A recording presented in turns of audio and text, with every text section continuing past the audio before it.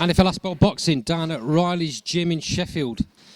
Joined by celebrity coach, as Carl calls you, Daz Medcalf. How are you, mate? All right, mate. I never thought you would go to the dark side, though. Nah, it's not my saying, certainly not, mate. First and foremost, thanks for having me up here again, pal. Yeah, pleasure, mate. Always welcome, you know that. Really bustling tonight. This gym, I mean, the last time I was up here, I think was maybe September-ish last year, before Nick's fight with Emma Dolan. Yeah, possibly, mate. Yeah. So there's been a big change. It's really bustler, really good family atmosphere down here, isn't there? Yeah, mate. You've got some serious talent in here as well. Some serious talent. So, listen, things are on the up. Things are, good, big things for this gym.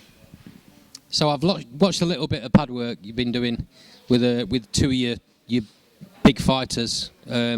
Nick, obviously, who's out very shortly in the Commonwealth title fight. How's she looking? Yeah, mate, she's where we want her to be. I can't ask any more of her. She's in for a tough night. She is in for a tough night, make no mistake about that. Gemma Rueg's a tough girl.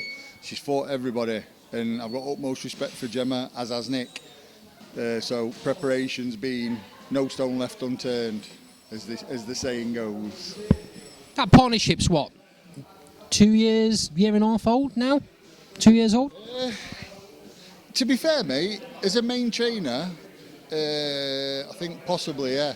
But I have been involved with Nick since the beginning of her career.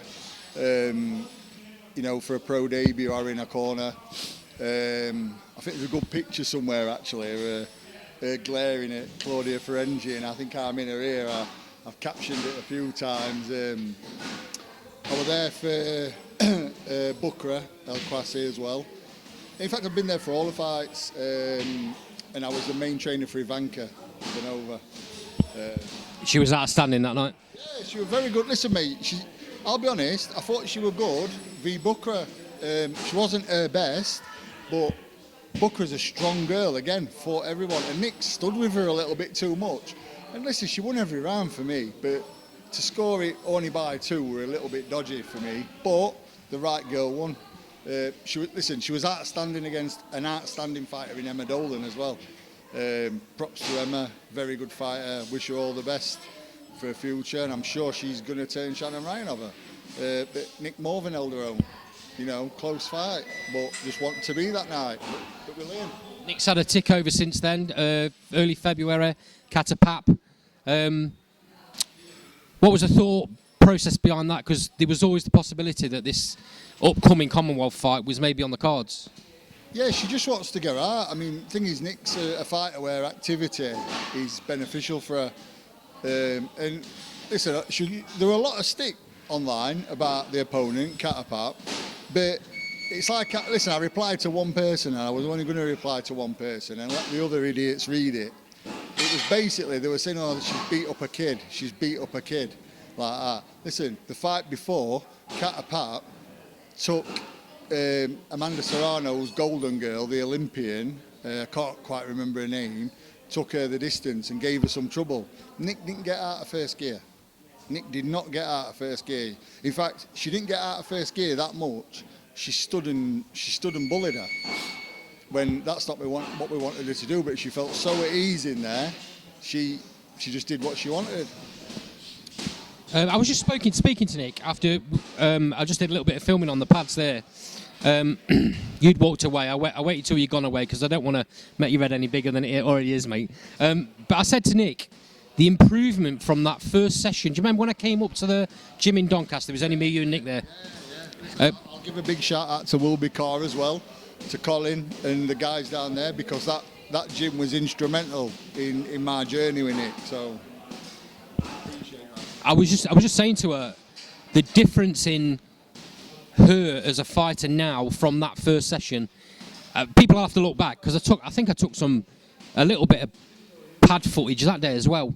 That's on the channel somewhere. You'll see it yourselves. The difference is crazy, mate. Yeah, she just gets better all the time. And the scary thing is, mate, she's far from the finished article.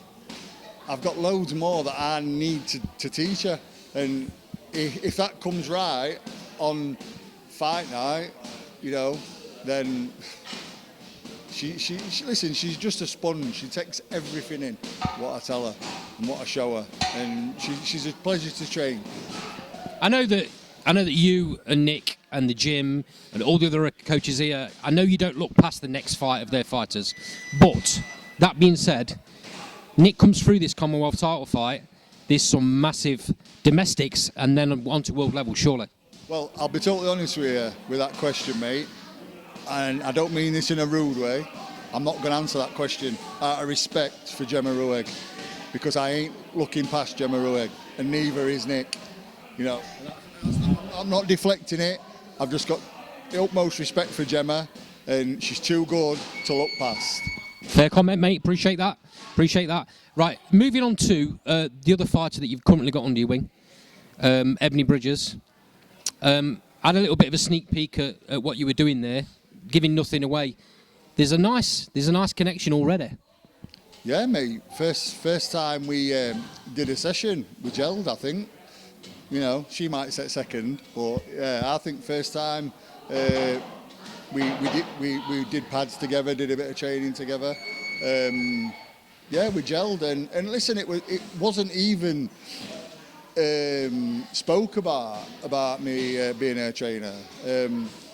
I just was going to help her out, you know, while she'd left Coldwell's and she just wanted somewhere to keep fit, but she obviously liked what I do and I like what she does. You know, we work well together. I mean, you probably saw, you know, we spend quite a bit of time. You know, we work hard, but we spend quite a bit of time talking and planning. Do you know what I mean? She'll give me her opinion, I'll give her mine, and then we'll try stuff and we'll figure out between us which is the best way that suits her.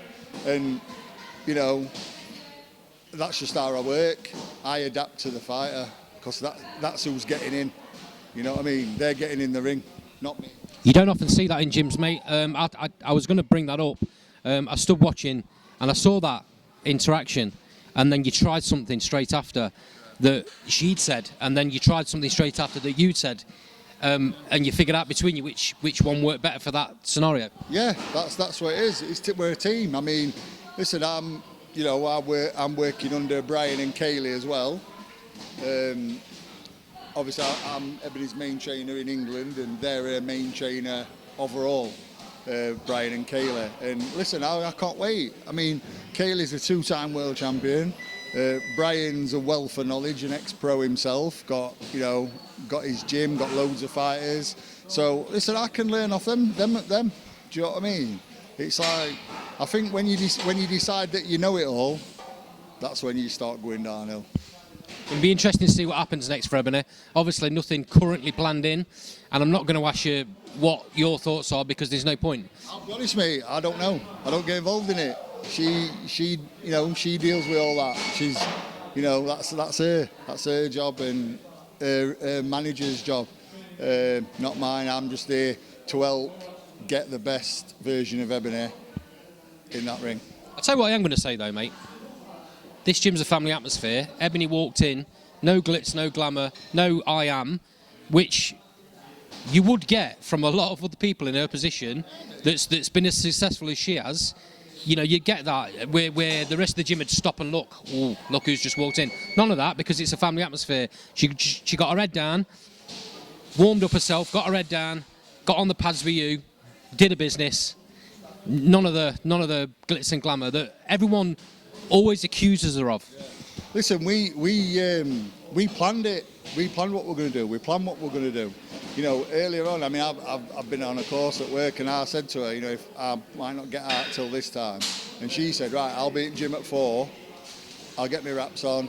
I'll get all my stuff done, so I'm ready. I'm ready for pads when you get here. It's a plan. If you've got a plan and you stick to it, if you've got a plan and you're both happy with it and you stick to it, then I don't think you'll go far wrong. And listen, she's a wealth of knowledge as well. She's a very, very intelligent fighter.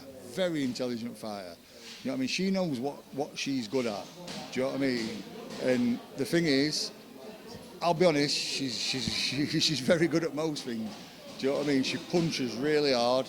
You know, she's very good defensively as well, and she's got fast hands. Now people are going to look and say, She lost the last fight. For this. But I think we all know, anyone who knows a little bit about boxing, that wasn't the real Ebony Bridges.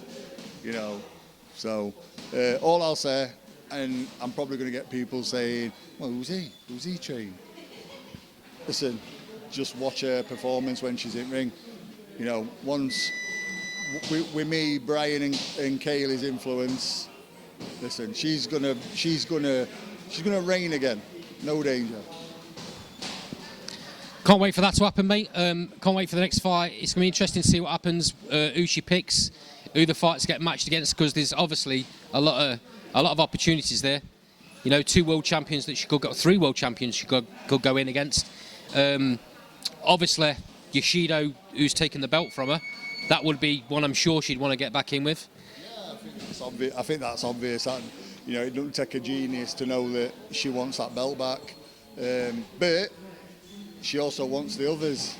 You know what I mean? She wants the pretty green one. She wants the, I believe the WBA. I think that's blue. You know, she just wants them all. You know, she wants them all, and she's going to do what it takes to get them, and that's her work ethic.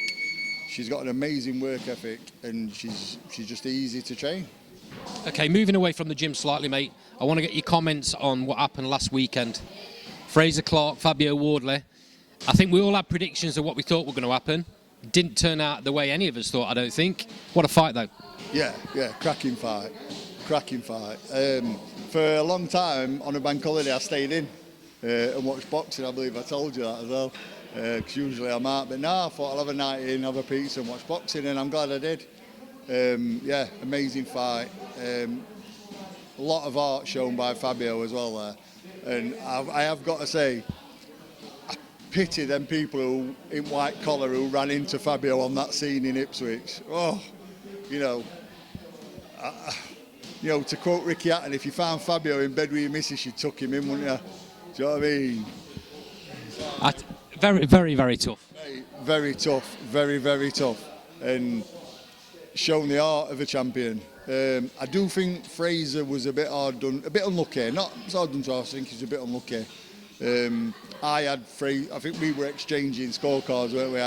I had Fraser 3 up, but that's because I scored the point off round, 10-9 to Fabio, because I had Fraser winning that round.